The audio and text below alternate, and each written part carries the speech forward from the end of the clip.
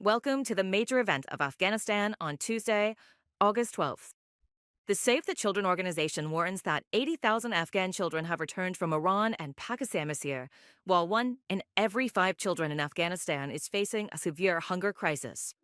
We have prepared a full report on this humanitarian crisis and the difficult conditions faced by returning children, which we now present to you.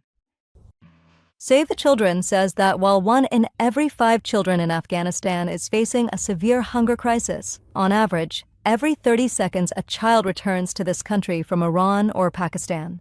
On Monday, Save the Children reported that since the beginning of this year, 800,000 children have returned to Afghanistan from Iran and Pakistan, which is twice the number from last year. The report goes on to say that nearly 3/4 of these children have returned from Iran. Save the Children added that among them, thousands of children are unaccompanied, many of whom were either born in neighboring countries or have lived there for many years. The organization also stated that the forced return of children, especially those without guardians, increases the risk of exploitation, abuse, and neglect. Save the Children has said that it has seen large groups of families living in parks and open spaces in major cities of Afghanistan. Meanwhile, a number of families with young children who have recently returned from neighboring countries are asking for help. Kareem Mohammadi, who recently returned from Iran to the city of Maymana in Faryab province with his father, mother, wife, and 4 infant quadruplets and is now living in a tent there, spoke about his problems.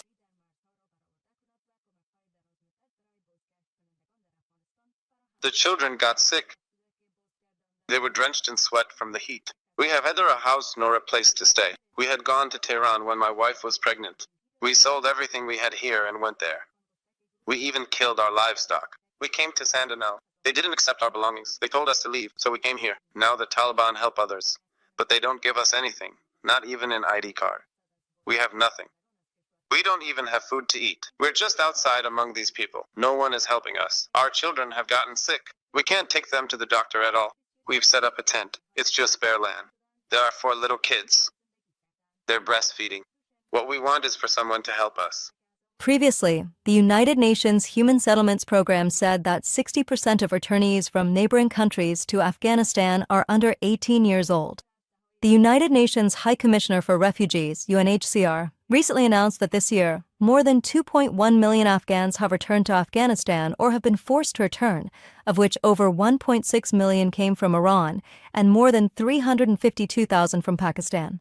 Save the Children has also stated in its recent report that even before the wave of returning migrants from neighboring countries, nearly half of Afghanistan's population was in need of humanitarian assistance, and the severe reduction in funding and humanitarian aid this year has caused relief teams to face an overwhelming level of need. And this crisis continues to face insufficient resources and a lack of attention.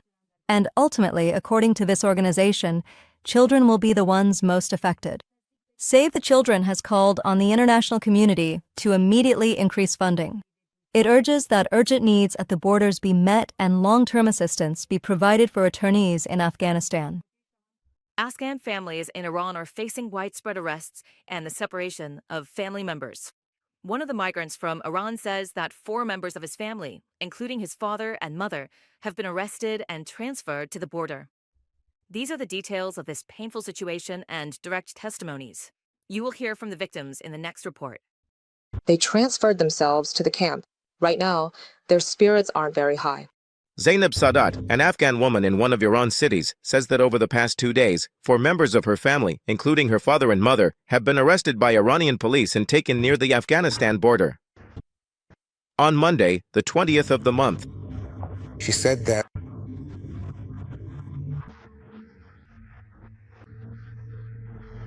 they arrested my father, mother, my little sisters, and my little brother, and on the pretext that they needed to get a commitment from them, they took them to a camp, and there, they took away all their phones. They took their passports and transferred them to the camp, and there, without even listening to what they had to say, my father, since he is elderly, has certain needs. They didn't even allow him to take his medications from home. This is really a terrible thing to do. Right now, their situation is very bad, and they are stuck at the border. Basht Waidi is one of the Afghans who, according to himself, was arrested by the police in Iran a few days ago and deported to Afghanistan without his family. He says he was the breadwinner and head of his family, and now he is worried about his family's situation in Iran.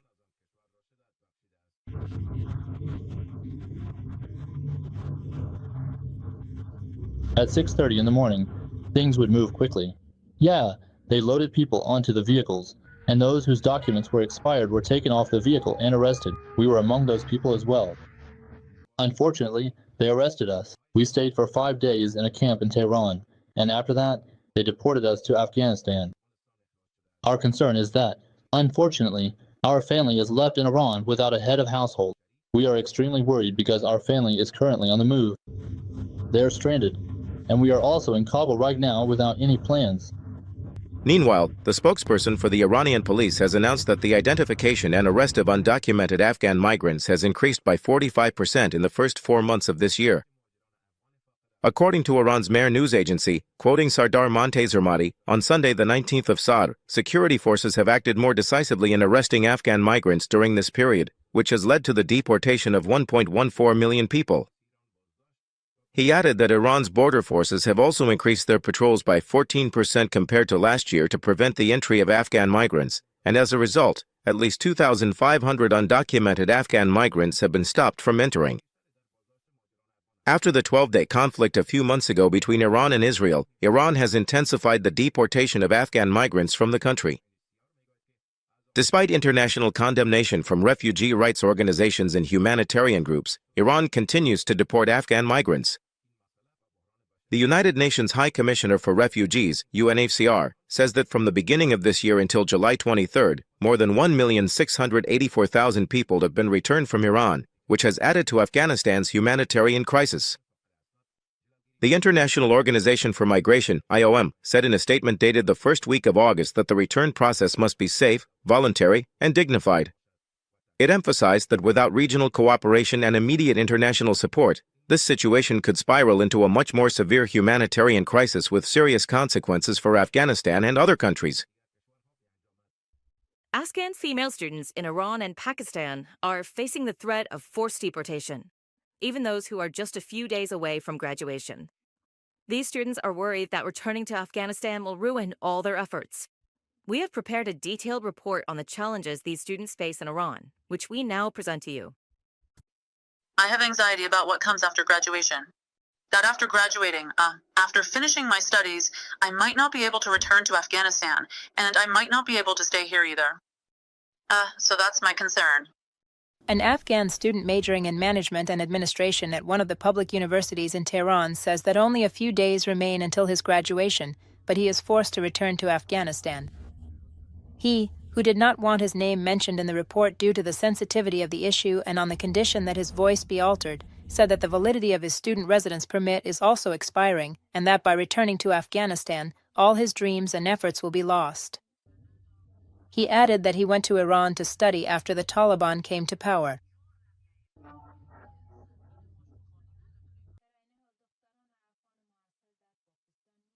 I mean, for some of us who don't understand, and this is like a heavenly opportunity, so you can't go back over there. Right now, they're studying and they're given residency, but that's only until the day they graduate, and after that, they don't have residency anymore.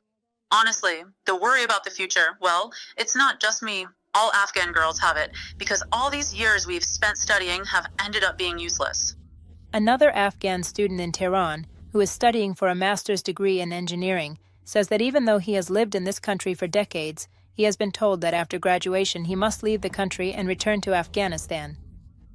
She also did not want her name to be published due to similar problems and, on the condition that her voice be altered, said that she does not have a male guardian and will return to Afghanistan only with her mother, a place where, according to her, there are many restrictions imposed on women, and she is very worried about going back.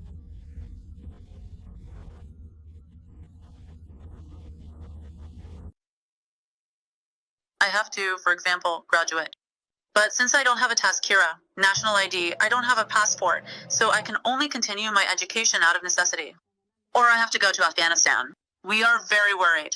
If we go back there again, we don't even have a piece of dry, empty land. My mother can't work.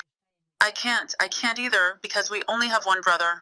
For example, we have a father. It's really difficult for us to survive. We don't get along with the Taliban at all. At the same time, Afghan female students in Pakistan are also facing a similar situation. One of them, who did not want her name mentioned in the report, said that she has been living in Islamabad, Pakistan for years, and now faces the threat of forced deportation from this country. If she returns to Afghanistan, all her efforts will be wasted.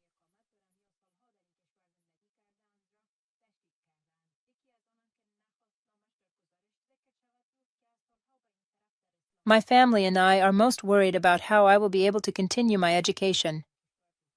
The time to finish my studies is near, and like me, many other girls are worried that if we are deported to Afghanistan, there will be neither jobs, nor university, nor education there. We are very upset and don't know what to do. We want to be given more time. Another Afghan student at Peshawar University in Khyber Pakhtunkhwa province also said that these days, he is facing severe psychological pressure and cannot imagine any bright future for himself. These students are calling on the international community to put pressure on the Taliban to lift restrictions on women's education and employment in Afghanistan. These students are worried about returning to Afghanistan at a time when the governments of Iran and Pakistan have recently intensified the deportation of Afghans, including those who have legal residency documents or have lived in these countries for years. These countries have accelerated the process of deportation at a time when, in Afghanistan, the Taliban have banned girls' education above the 6th grade in universities and even in medical vocational institutes, and have also prohibited women from working in many governmental and non-governmental organizations. At Zarin Global Television, we believe that every citizen has a voice that deserves to be heard. This voice can share their realities, experiences, and perspectives with others without any filter. This collective voice increases oversight, accountability, and solidarity, and reduces the monopoly over narratives. And in People's Voice segment today, we will hear shocking testimonies from Afghans who have returned from Iran, speaking about their uncertain fate and the problems they face in Taliban-ruled Afghanistan. Remember, in the People's Voice segment, One Afghanistan hears your voice.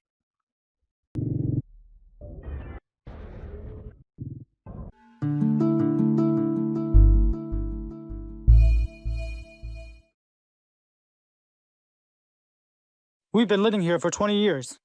We have no idea where to go in Baglan now. Our place is in Baglan.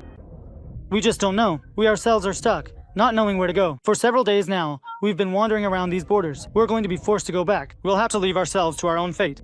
We have to leave our family there all alone and go. We have no other plan. So what should we do? We have to go there and earn a piece of bread for them. Otherwise, if we had land here, or for example, if we had some capital or a shelter, we wouldn't leave. What else would we do?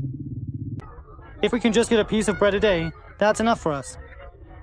We work hard and eat what we earn. We don't ask for someone else to give us anything. If there was, well, any kind of job, let's say a company job, or something like being a motorbike courier, delivery work, just any job that could help us out. So we wouldn't have to migrate back to Iran again, so we don't end up miserable and destitute.